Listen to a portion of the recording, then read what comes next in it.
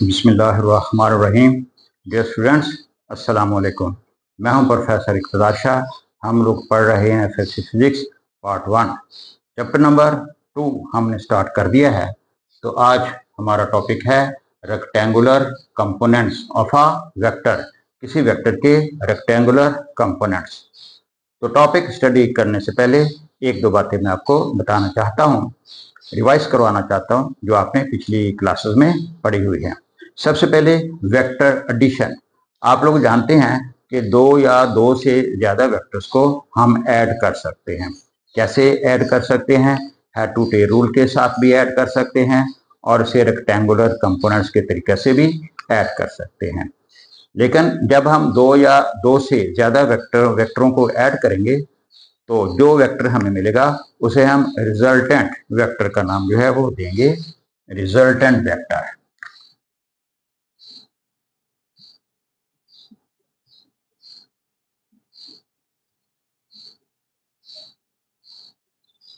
ऐसा वेक्टर जो दो या दो से ज्यादा वेक्टरों को ऐड करने से हासिल हुआ हो।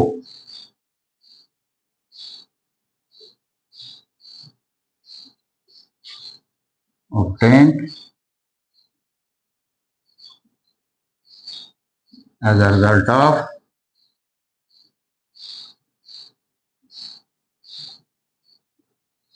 addition of two or more vectors।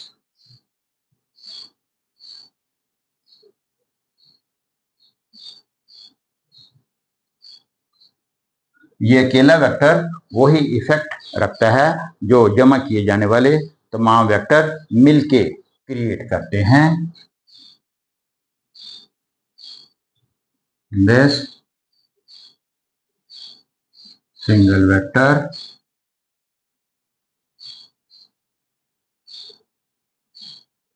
has the same effect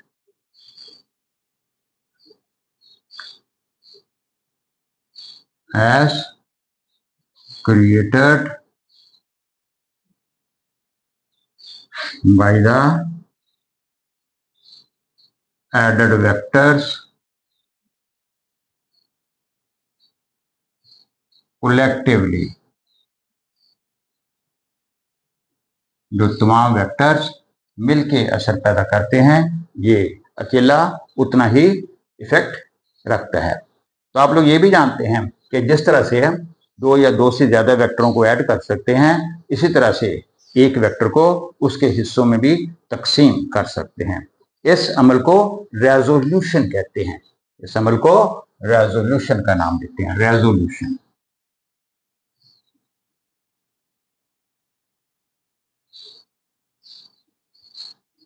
किसी वेक्टर को उसके पार्ट्स में तकसीम करना।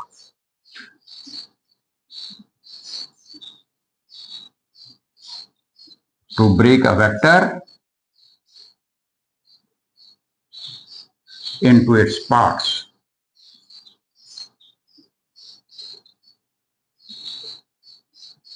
किसी वेक्टर को उसके हिस्सों में तकसीम करने के अमल को रेजोल्यूशन ऑफ अ वेक्टर का नाम देते हैं। हर हिस्से को हम एक कंपोनेंट कहेंगे। Each part is called a component। Each part is called a component। ये देखिए, ये एक ब्लॉक है, एक फोर्स इस तरफ एक्ट कर रही है। अब ये फोर्स दो काम कर रही है। एक तो इस बॉडी को इस तरफ मूव करवा रही है, इसका एक हिस्सा इस तरफ एक्ट कर रहा है और इसका दूसरा कंपोनेंट जो है वो दूसरा हिस्सा ऊपर की तरफ एक्ट कर रहा है।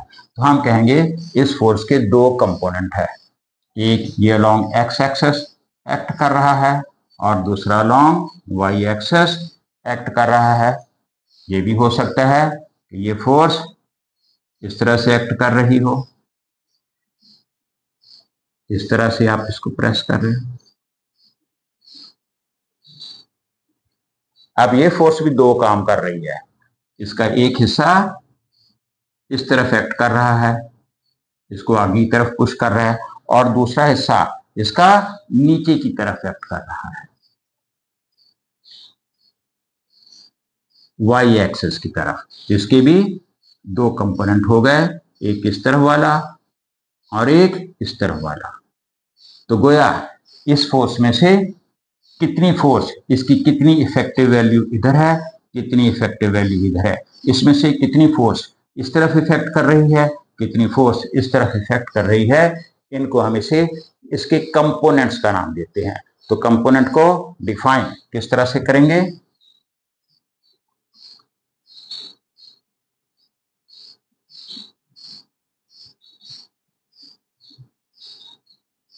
Effective value of a force in a certain direction, किसी डायरेक्शन में किसी फोर्स की इफेक्टिव वैल्यू कितनी है, इसे हम कंपोनेंट का नाम देंगे।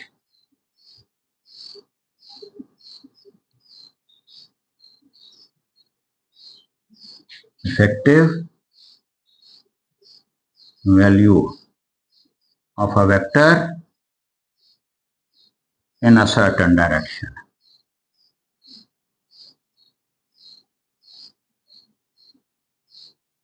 इसे हम इसका कंपोनेंट कहेंगे। तो फिजिक्स में हमें दो कंपोनेंट्स की जरूरत होती है, जिन्हें हम कहते हैं रेक्टेंगुलर कंपोनेंट्स। ऐसे कंपोनेंट्स जिसके दरमियान में 90 का एंगल हो। रेक्टेंगल मुस्ततील को कहते हैं जिसके चारों एंगल जो है वो 90 के एंगल 90 डिग्री के होते हैं। तो रेक्टेंगुलर कंपोनेंट्स ऐसे कंपोनेंट्स जो एक दूसरे के परपेंडिकुलर हों, जिनके दरमियान में 90 का एंगल हो, उन्हें हम रेक्टेंगुलर कंपोनेंट्स का नाम देंगे। Now we come to our topic. The components of a vector which are perpendicular to each other are called rectangular components.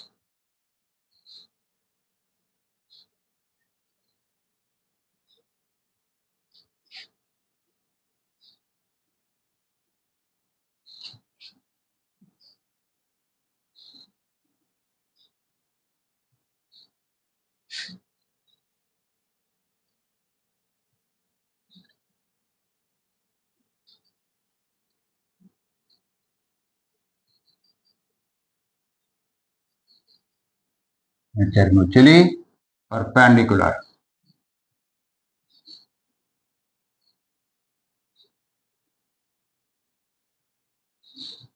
Are called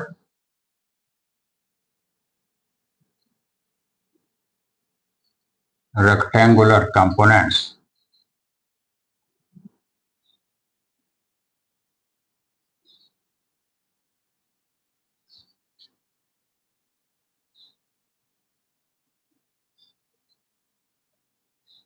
आप देखते हैं हम किसी वेक्टर के कैसे रेक्टेंगुलर कंपोनेंट्स बनाते हैं। ये देखिए जी, ये हमारे पास इस तरफ हमारे पास एक्स एक्सिस और इस तरफ हमारे पास वाई एक्सिस। हम एक वेक्टर कंसीडर करते हैं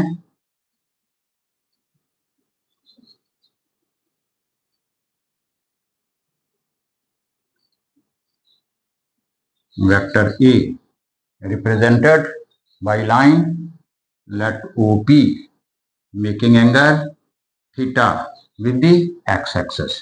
एक वेक्टर जिसको ये लाइन OP रिप्रेजेंट कर रही है, वेक्टर का नेम वेक्टर ए है, ये x एक्सिस के साथ एंगल थीटा बना रहा है।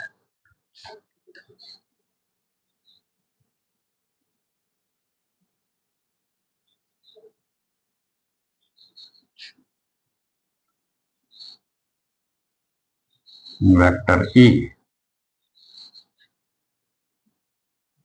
represented by line OP making angle theta with x axis।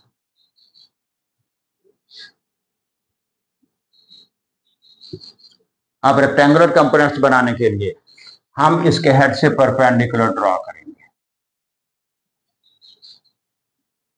इधर भी और इस तरफ भी।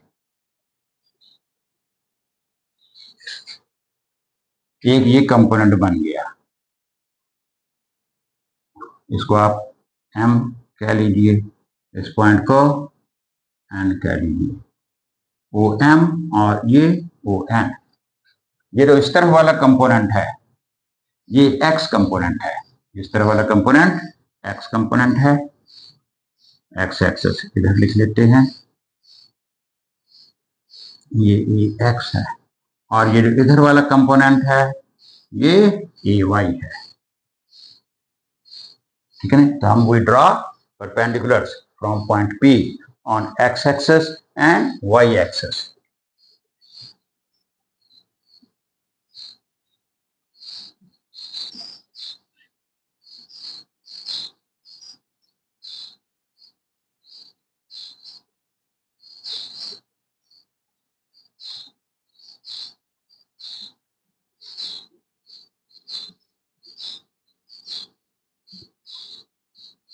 X axis and Y axis. Up AX and AY are the components.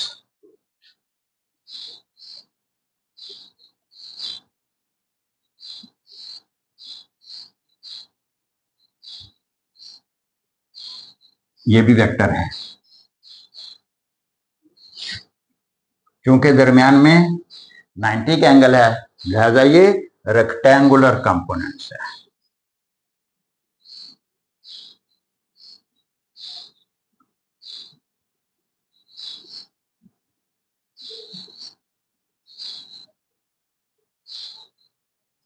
ये एम पी ये ओ एन के बराबर ही है, लिहाजा ये भी ए वाई ही है।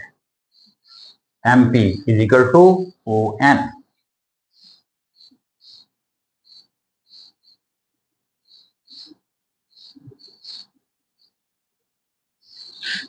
तो vector A is equal to A X plus A Y. अब हमने इनकी मैग्नीट्यूड्स कैलकुलेट करनी है, तो मैग्नीट्यूड्स कैलकुलेट करने के लिए हम ट्रिग्नोमेट्री यूज करेंगे।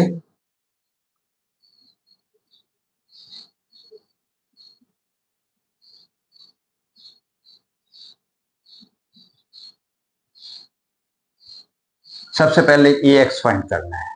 ये ए एक्स है, ये राइट एंगल ट्रायंगल है, ये इसकी बेस है, ये परपेंडिकुलर है और ये हाइपोटेन्यूज है। गिवन हमें ये चीज है ए, फाइंड हमने ये करना है। जो चीज फाइंड करनी है इसे ऊपर रखेंगे, इसको नीचे रखेंगे, देखेंगे ट्रिग्नोमेट्री की कौन सी रेशियो बनती है, O M over O P.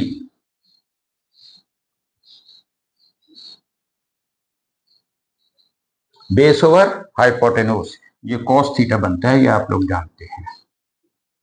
O M हमारे पास ए एक्स है और ये हमारे पास ए है, is equal to cos theta, therefore ax is equal to a cos theta। ax की magnitude of a into cosine of the angle है। सिमिलरली ay फाइंड करने के लिए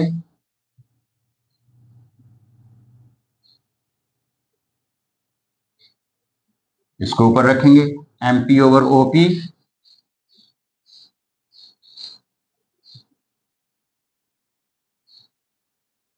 perpendicular over hypotenuse, you know it is sin theta, therefore ay, पहले इनकी values put कर लें, mp is equal to ay over a is equal to sin theta, ay is equal to a sin theta. So here we have find both the components. In order to find x component, we shall multiply the magnitude of the vector with the cosine of the angle, and in order to find the y component, we shall multiply magnitude of the vector with the sine of the angle. तो ये हमने क्या किया है, vector को rectangular components में resolve कर लिया है। वेक्टर के दो रेक्टेंगुलर कंपोनेंट्स हमने फाइंड कर लिए हैं। अब जिस तरह से हमने ये वेक्टर के दो कंपोनेंट्स फाइंड किए हैं, अगर हमें ये कंपोनेंट्स दिए गए हों फिर हम ये वेक्टर भी डिटरमाइन कर सकते हैं। कैसे, let's see.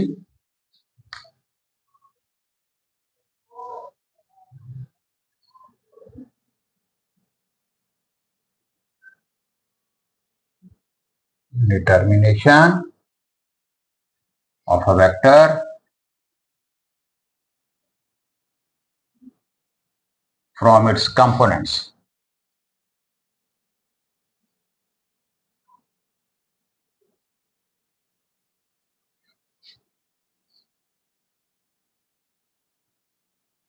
Now we are given Ax and Ay और हमने फाइंड करना है। Now we have to find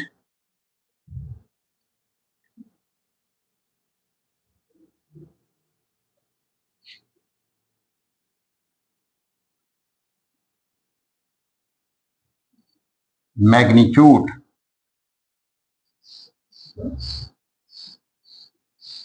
and direction of vector A, knowing its rectangular components.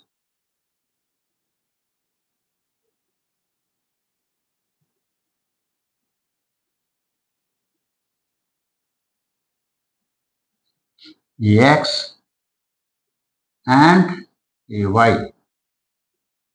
And we shall use the same diagram and apply Pythagorean theorem.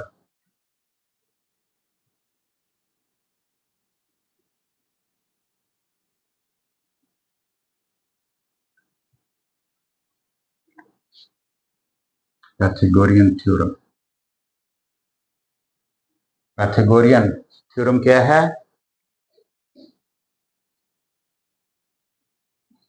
Hypotenuse का square is equal to base का square plus perpendicular का square.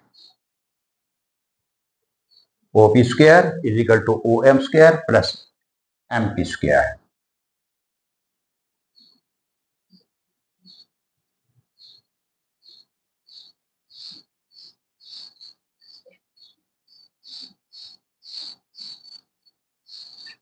and OP का square is equal to OM का square plus OP का square, MP का square. OP का square OM square plus MP का square. Values put कीजिए। ये OP, ये A है, ये AX है और ये AY है। So magnitude of the vector A will be square root of AX square plus square root of AY square। एक ही मैग्नीट्यूड हमारे पास आ गई है। यहां पर अगेन लिखते हैं magnitude of A, AX square plus AY square. और for direction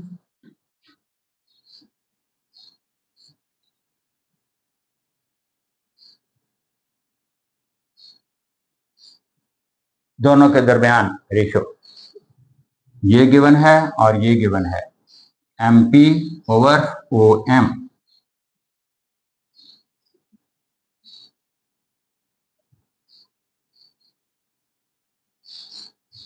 perpendicular over base, you know it is tan theta। tan theta is equal to AY over AX and theta is equal to tan inverse AY over AX. Let me write it over here. Theta is equal to tan inverse AY over AX. तो हमने इन दो rectangular component से vector A की magnitude भी find कर ली है और ये एंगल यानी डायरेक्शन भी फाइंड कर ली है with respect to X axis. और इसके साथ ही ये टॉपिक एंड होता है। मुझे इजाज़त दीजिए। खुदा हाफिज़।